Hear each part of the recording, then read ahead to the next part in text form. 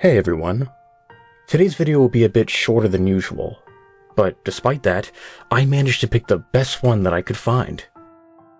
Today's story is all about being a writer. Now, I've done stories about them before, and this one is just as good as the last.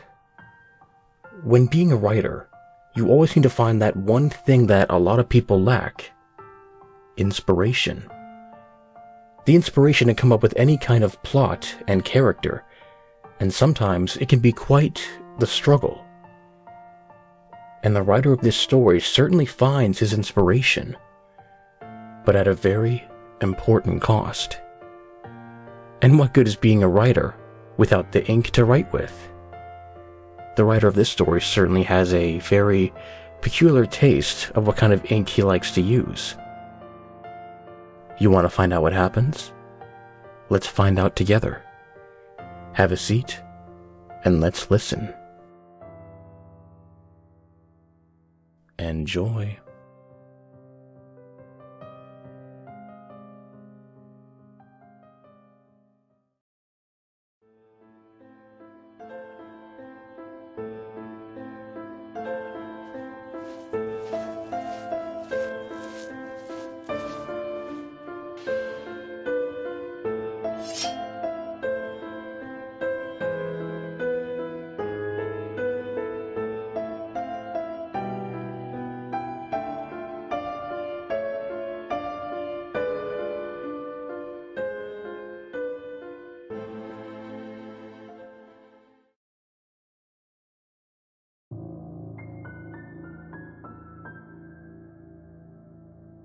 He stared at the wall with a look of pure exhaustion. How did I get myself into this? He asked, pleading for an answer. But no answer came. He sighed and glanced at the blank paper in front of him. With a pang in his heart, he picked up his pen and began to write. He wrote about flowing skies, mellow meadows. He wrote about running rivers and white water rapids. He wrote about the beauty of the world. And then, he wrote about something more personal. With a start, Quentin woke up. Looking around his room, he saw only pitch black. "Mom? Dad?" the boy asked, the feeling of dread bubbling from deep within his throat. "Mom? Dad? It's scary here. Where are you?" He got up from his bed and found a very welcome sight. His glow-in-the-dark shoes at the foot of his bed, just like he left them. As he slipped them on, the room was bathed in an eerie green glow. "I have to find them. I'm scared," he thought, feeling the courage start to fill him the more the room was bathed in light. When he opened the door, however, that courage instantly vaporized. Appearing behind the door was a gruesome sight. He saw what appeared to be blood on the walls of the hallway. He trekked slowly into the hallway, the trembling from his legs spreading like a plague to the rest of his body. The hallway felt a lot longer than usual. The shadows coming from the green shine of his shoes cast monsters onto the walls, each one looking ready to tear into Quentin's flesh at any second. As he slowly walked onward, he found his courage draining faster than his bladder. More blood, oozing from the walls, dripping and dripping. The sound, enough to drive a man insane.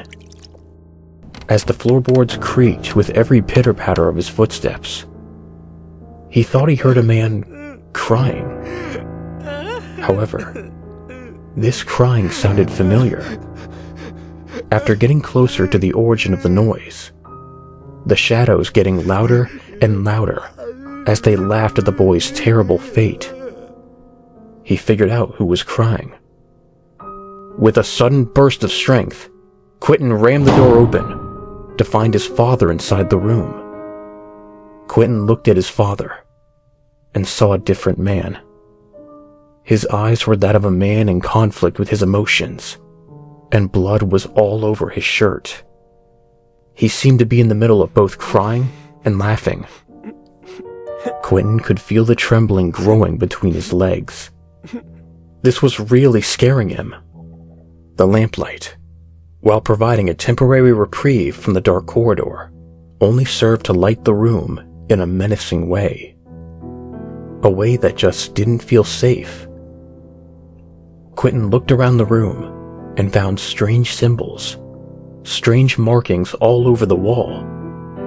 All of them looked like they resembled beasts, ready to devour Quentin the minute he got too close. He was just about to leave the room to look for his mom, until he looked on the ground. There, he found her. Oh God. What a terrible sight it was. There were giant cuts all over her, and a massive gash in her chest. Her face was mutilated to the point where he could barely recognize her. He didn't even think it was his mom at first. As he glanced back to his father, he noticed a giant serrated knife in his hand, with blood all over it.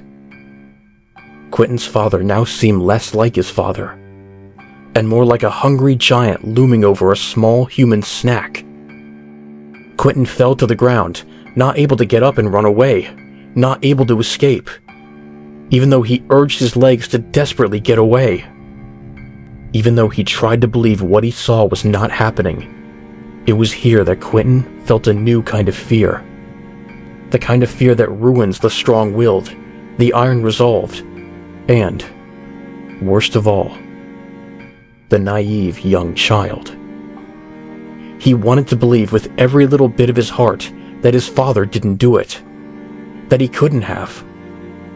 But even Quentin knew that couldn't be a possibility. Daddy? Why did you hurt Mommy? He asked, voice trembling, and his eyes on the verge of tears. Daddy, please tell me that everything's going to be okay. He got the opposite response. I'm sorry. I didn't mean to do it. I don't know what to do, his father mumbled. However, since you are here to see this, I have nothing left.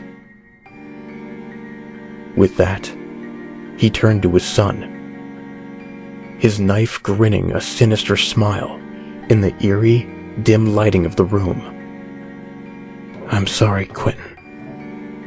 Please forgive me.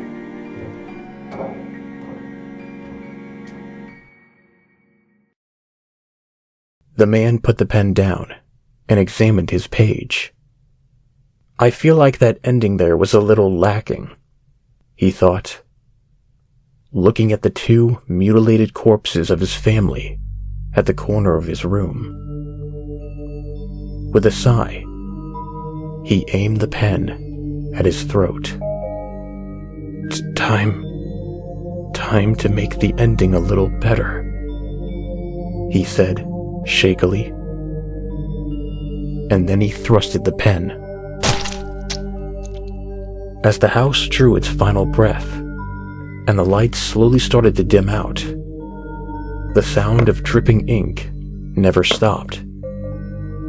It dripped over and over and over, until silence was all that remained.